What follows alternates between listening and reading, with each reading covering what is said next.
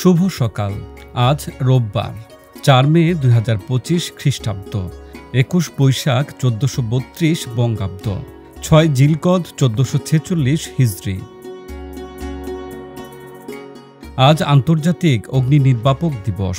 প্রতি বছর ৪ মে এই দিবসটি বিশ্বব্যাপী ফায়ার ফাইটারদের শ্রদ্ধা জানাতে পালন করা হয়, যারা জীবনের ঝুঁকি নিয়ে মানুষকে আগুন ও অন্যান্য বিপদ থেকে রক্ষা করে।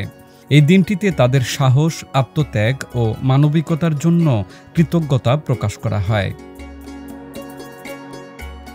আজ বুলিং প্রতিরোধ দিবস। এই দিনে স্কুল, কলেজ ও সমাজে বুলিংয়ের বিরুদ্ধে সচেতনতা তৈরি করা হয়।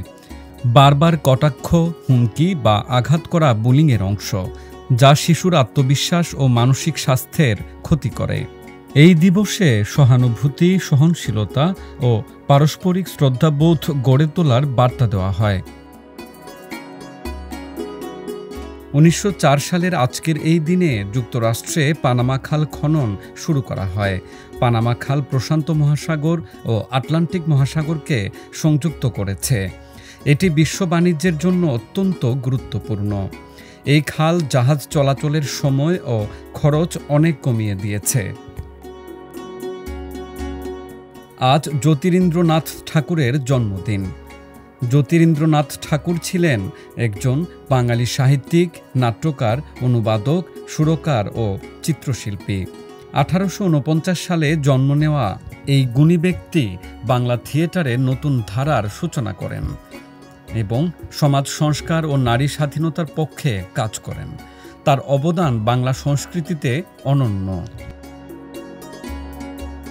১৯৭৯ সালের ৪ মে মার্গারেট থেচার ব্রিটেনের প্রথম নারী প্রধানমন্ত্রী হিসেবে দায়িত্ব নেন।